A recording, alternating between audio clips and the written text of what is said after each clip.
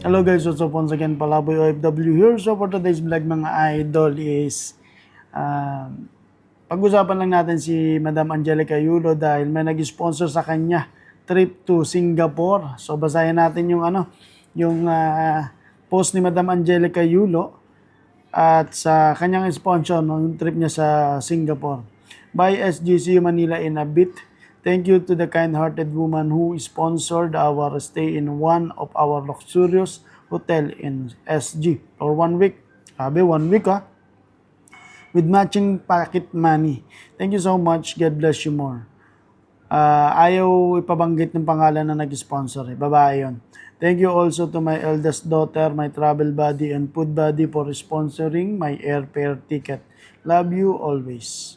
So, yun, no? Grabe, no? Buti pa ibang tao nakakapag-sponsor kumpara dun sa anak nila si Carlos Yulo, di ba mga idol? So, enjoy Madam Angelica as always. More blessings to come dahil deserve mo yan na makilala at makapag-enjoy dahil sa kabutihang loob mo, no?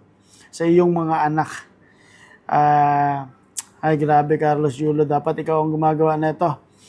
May mga komento naman yung mga tropa natin, mga netizen, tungkol sa travel ni Madam Angelica Yulo. Nice, tumataba na si Nanay Angge, naka-recover na. Dumadagsa ang blessings. They can't put a good woman down. Alright? A lot of people love you because we believe you deserve to be honored.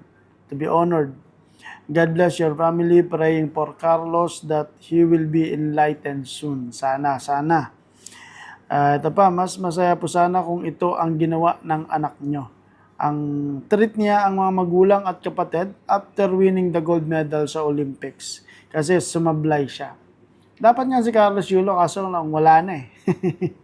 Kinalimutan na hanggang ngayon. But anyway, congratulations to Madam Angelica at sa kanyang mga anak na si Carl Eldro Yulo at si Eliza Yulo mga Lodi. So, yun lang mga Lodi. Kayo mga Lodi, ano masasabi nyo na ibang tao yung nagtitreat sa mga magulang ni Kaloy? What do you think? So yun lang mga idol, Palaboy OFW here with BBK 2.0, Rapi Sam Still and Brian Pantanan mga Lodi. Mabuhay!